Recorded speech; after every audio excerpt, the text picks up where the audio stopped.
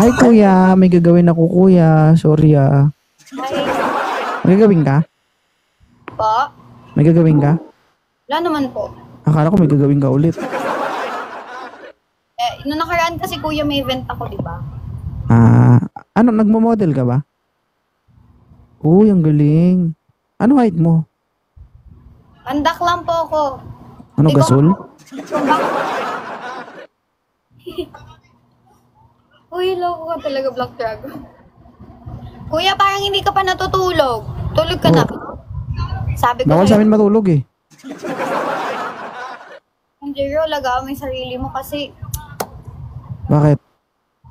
para ma-healthy ka. Akala niyo, Ano, sabi mo? ha? Ano sabi mo? Kaya sabi ko po, dapat yun, nalagaan mo yung sarili mo. Para alagaan mo din yung kung sino nga alagaan mo. Iba yung narinig ko kanina talaga. Binabante. Okay. Nasa screening na ba siya? Ilan taon ka na ngayon, hoy? 21 po. 21. Nag-aaral ka pa? I stop po. Nag-stop. Anong course mo? ICT po. ICT. Ano ba ICT? Information and Computer Technology. Uy, sana all. Magaling ka sa computer? Di naman po. Buti wala nagsasabi sa'yo, keyboard ka ba? Ha? Bakit ano yung merit doon, kuya? Siguro babanata naman to. Babalata natin. Sabi ko, keyboard ka ba? Hindi po, tao po. Thank Keyboard, you. keyboard ka ba? Bakit po? Type ka kasi nila. Ay, boring. Ilan viewers mo ngayon, Chen? Po. 8? Hi, Erica Glenn, charot. Huwag ka mag-alala after ng PK natin, maraming kang viewers dyan mamaya. I have 254 viewers here. Guys, one rose. Wow, sana all, kuya. Lagi kang madaming viewers na, kuya. Ano ba ginagawa mo sa live? Wala lang, nakaupo lang, gano'n. Sige, mama na. Mamborik. Guys, stop my screen. Princess, shut up. Founder. And then, ano kasi yun si kuya to? Ano yan? Ano ba yung minomodel mo? Mga kunyari po, mga products or mga t-shirts or jackets, mga ganyan. Tapos Alimbawa, isang brand yung mag-offer sa'yo. Magkano yung talent fee nun? Ay, confidential po eh. Hindi kasi meron akong sariling brand ng t-shirt. Malay mo, ikaw yung model ko, gano'n. Kasi sa amin po may contract signing po kami. So every time na mga ganyan. Bakit? Hindi ba gumawa ng contract signing? Di ba gumawa ng contract? Kasi wala akong experience. Halimbawa, gawin kitang model. May damit ako dito. It depends din po eh. Kasi minsan po, hindi lang naman po siya mga shirt yung minomodel ko. Nag-ambassador din po ako ng mga, kunyari po, clinic. Ayan, namin yung beauty clinic nila. Like, Kaya nga, sample nga t-shirt, magkano yung, malay mo, afford ko. Tapos gawin kitang ayaw mo ba? Opportunity din yun. Yung ano? it depends yan, kuis. So, yung pinaka lowest price. Nung tayo mag-start. Ha? Ano sasabihin ko ba, guys? Kasi, Ujuji. Ay, mine lab. Oo nga. Siguro po, hindi in live. Hindi sa stream. Meron akong sariling brand ng t-shirt. 2.0 t-shirt. Ito. Na pag kay Kuya 2.0, syempre meron yung kasi yun si Kuya 2.0 eh. Dapat mapag-uusapan. Ha! Hindi nagpa-brand. Ayun po talaga mga shirts nyo. Oo, meron akong dalawang design na na-produce. Kaso ako lang nagpo-promote eh. Pero hindi ko siya minamarket. Kung sino mag-message sa akin, sila binibentahan ko. Okay kasi kuya, like yung sa kapatid ko, hindi ko naman po siya inanon. Yung sa cup niya is, nagulat na lang ako, parang inano ko lang siya dito sa stream. Tapos, hello, nagsibili yan sila. Pinagtatanong na ako sa niya rin. May yellow basket yarn. Ay, Rani. Marami namang ano dyan. Nagtatanong na may yellow basket, di naman bumibili. Ang lakas na ito. Thank you. Ibig sabihin, ano ka, independent ka ngayon. Kumbaga, kaya mo yung sarili mo kahit ikaw lang. Yes. Pero mag-aral ka pa rin, maganda pa rin yung may natapos. Yes. Kasi kuya. pansin mo yung mga ibang mga artista, di ba? Nagtatapos pa rin sila kahit alam mong kumikita na sila. Kasi alam naman natin, hi Pablo, alam natin na yung mga bagay na yun, hindi yan pang matagalan. Yes, tama. Kumbaga, you need to choose kung ano man yung dapat i-priority mo. Di ba? Binigay sa iyo yan ni God, no, para maging way, para kumita ka at maalalayan mo yung sarili mo. Hindi yan binigay sa iyo ni God para namnamin mo kung ano man ang meron ka ngayon. Kasi maraming mga taong umangat dahil sa ganyan, kinalimutan nila kung anong dapat nilang gawin. Kinalimutan nila yung dati nilang pangarap dahil kumikita na sila ng pera pero later on, nagsisi sila. Kasi ang pagiging, yung itsura, kumukupas yan, di ba? Kasi alam naman natin, nare-reach mo yan dahil sa physical na anyo mo, di ba? So, meron ka ba capable ka na mag-endorse ng product, magiging ambassador? Paano kung wag naman sana? Sometimes kung may mangyari sa atin na hindi maganda, di ba? So kung hindi ka nakapagtapos, wala kang diploma, wala kang masabing credential, so paano ka? Ang pinagkaiba natin, ako lalaki, ikaw babae. Alam naman natin dito sa Pilipinas na which is hindi dapat, grabe yung pag-discriminate pagdating sa babae, lalo na sa trabaho. Pagkasabay mo nag-apply lalaki, lalo pag yung trabaho, kahit alam mong kaya mo, pipiliin yung lalaki kasi sinasabi nila, babae ka lang. Which is hindi dapat. Diba? So we are created equal. Dapat pantay dapat yung pagkilala o appreciate sa ating lahat.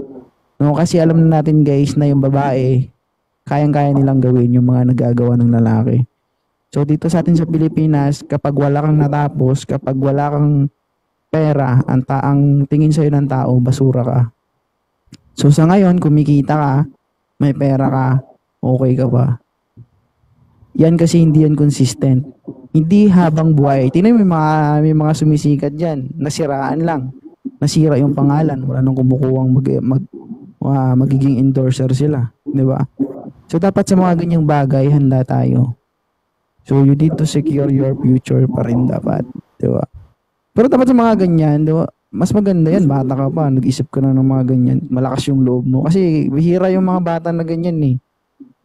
Yung, di ba, yung grabe mag-express ng pagdating sa sarili, nagagamit para kumita ng pera. Pero sa legal na paraan. Importante pa rin talaga ang edukasyon kasi kung hindi importante yan, dapat una pa lang, nung bata pa lang tayo, hindi na tayo pinag-aral dapat. Di ba?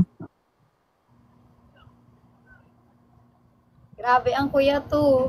Bakit? Ha? Grabe naman yung payo ng kuya ko. Ay, Yes.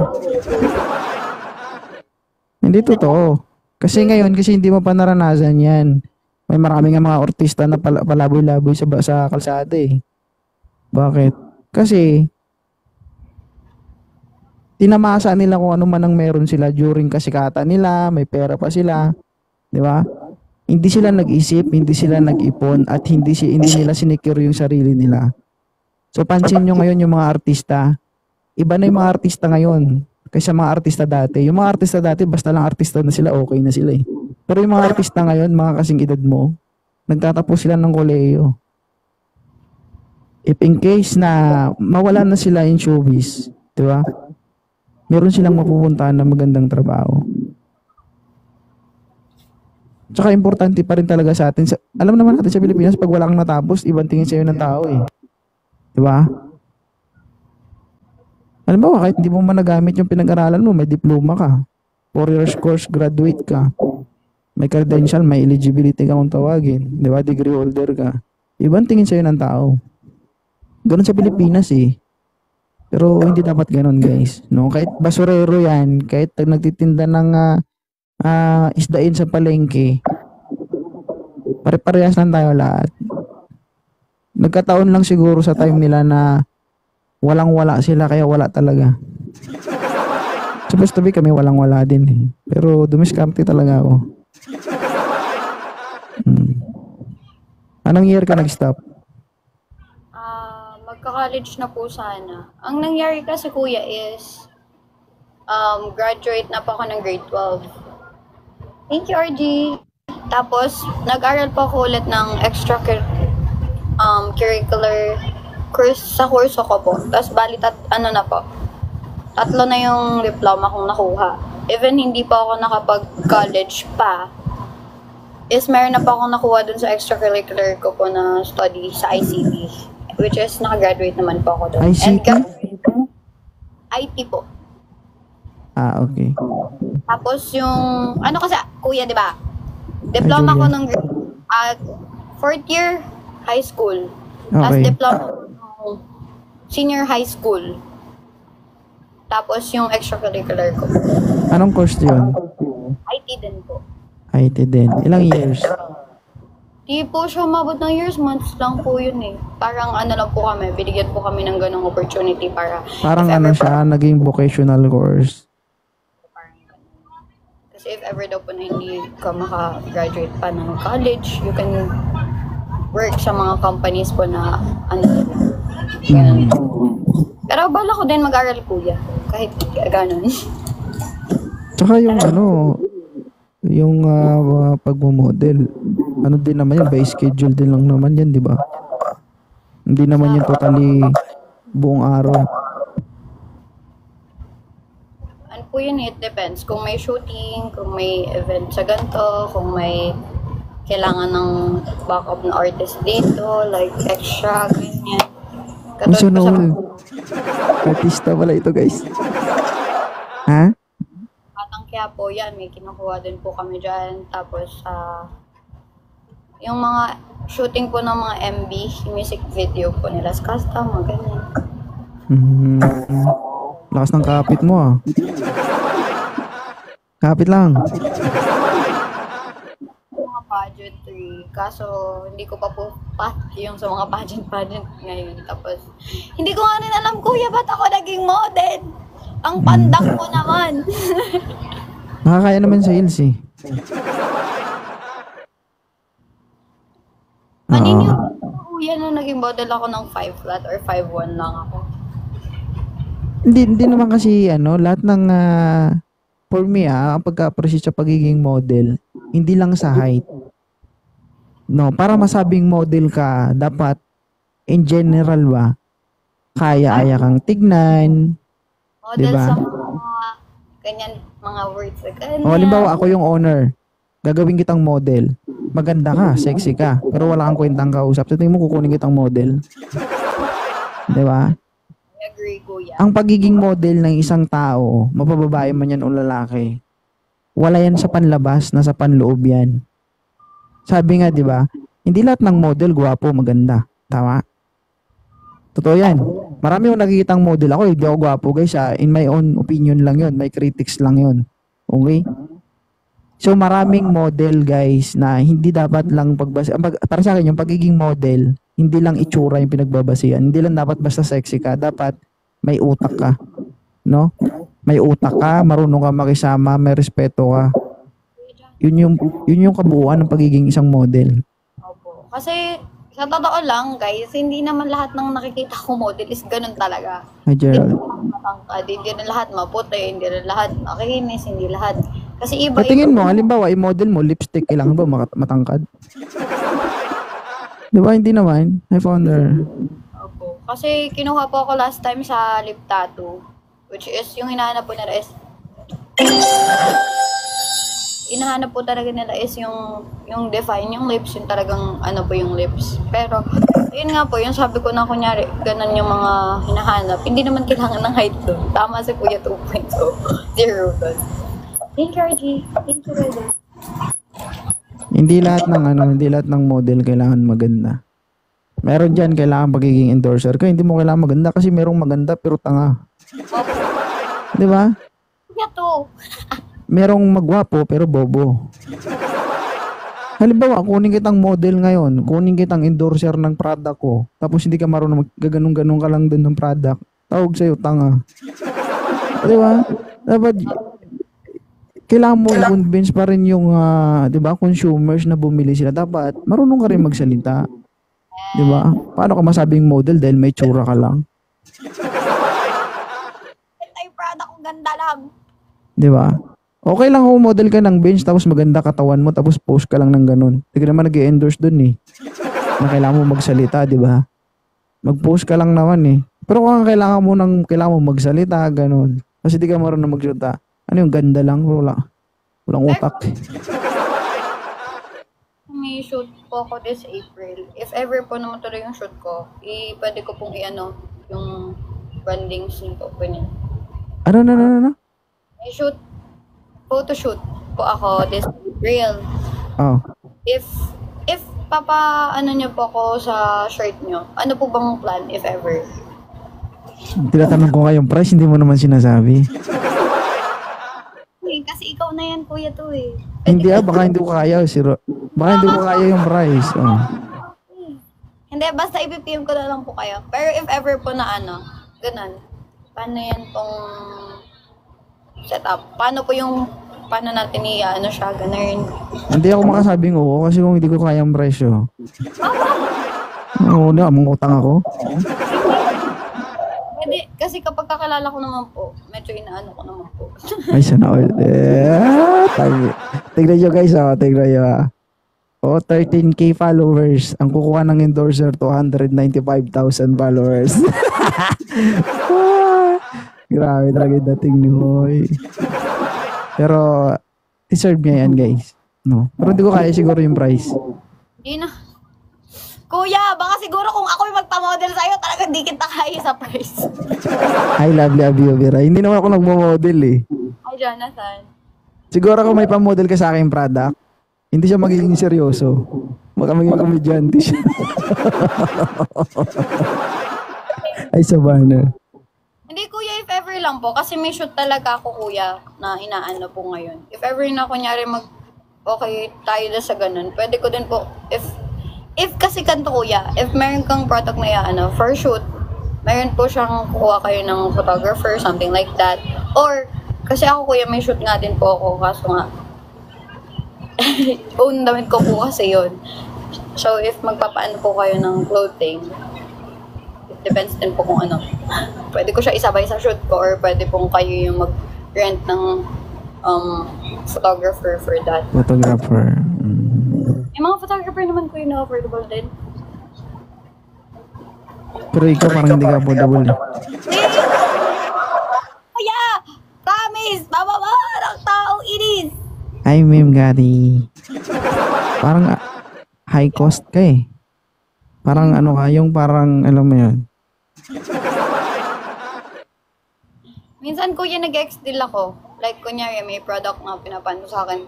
Hindi, yung last time po na may pinremote ako, naka-ex-deal po yun. Like, hindi po nila ako binayaran. Meron lang po silang ginawa na, kunyari, yung drip, buto drip, ganyan. Tapos yung nail and lash extension ko. Sige nga, magpa-ex-deal ka sa akin, ano gagawin ko sa'yo? Loko to. Sila may ginagawa sila sa'yo, nag-i-ex-deal ka ngayon. Okay. Halimbawa, nagpo-promote ako sa'yo, tapos makipag-ex-deal ka sa akin. Ano naman yung gagawin ko sa'yo? Security. Pwede ba yan, guys? Siya nag-promote ang product ko, tinulungan niya ako, tapos titirahin ko siya. Maling-mali. Charot, joke lang. Hi, Lady Warrior. Pero soon to be, kasi ako gusto ko mag-create ng business talaga. De, pero kuya, if ano po yung shoot ko, baka isabay ko yan, padala mo lang ako ng sample. Kailan ba shoot mo? This April na po. Baka mga 10? Naku, hindi abot. Mindanao pa ako eh. Isip pa yung product. Sige, i-adjust ko po.